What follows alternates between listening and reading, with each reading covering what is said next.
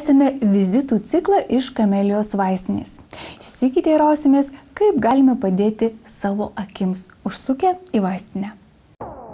Medikų nustatyta, kad pirmiausia regėjimo sutrikimai pasireiškia mokykloje, kuomet daug laiko mokiniams tenka praleisti prie knygų ir kompiuterio.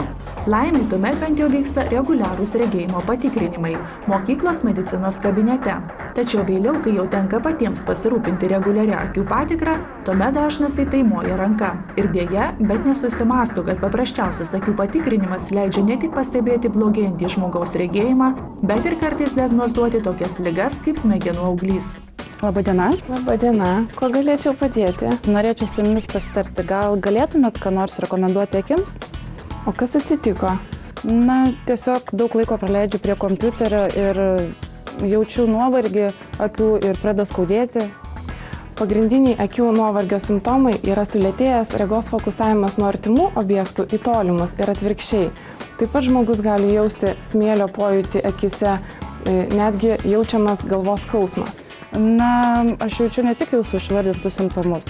Taip pat mano akis pradeda perštėti ir greitai parausta, tokį jaučiu išsausėjimą. Ir žinau, kad ir mano mityba nėra labai kokybiška ir galbūt tikrai reikėtų kažkokių vitaminų pagerti. Sausų akių simptomą išduoda paraudimas, sausėjimas, perštėjimas.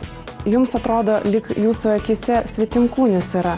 Sausos akys gali pradėti ašaroti, netoleruoti kontaktinių lęšių. Todėl, jeigu negaunate vitaminų su maistu, jums reikėtų pavartoti maisto papildų. Pirmiausia, aš norėčiau jums pasiūlyti pasitikrinti regą. Ar turėtumėt laiko? Labai malonu iš tikrųjų, nes privačiame kabinete dar tektų susimokėti, žinoma. Norėčiau pasitikrinti. Taip, puiku, prieikim tada kartu.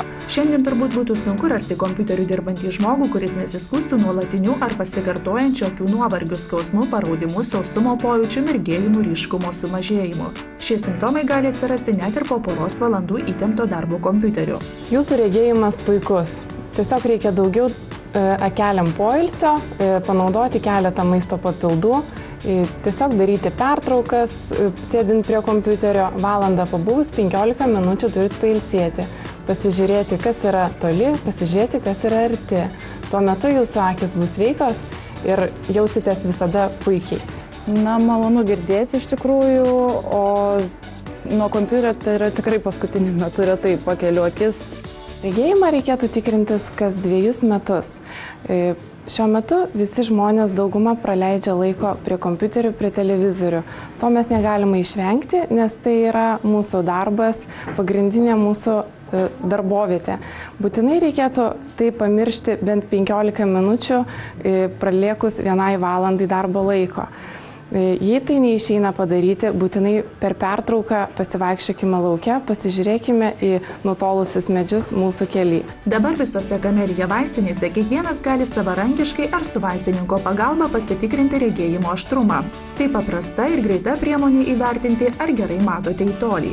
Ši profilaktinė patikros priemonė yra rekomendacinio pobūdžio, todėl esant regėjimo sutrikimams prašome kreiptis į medikus.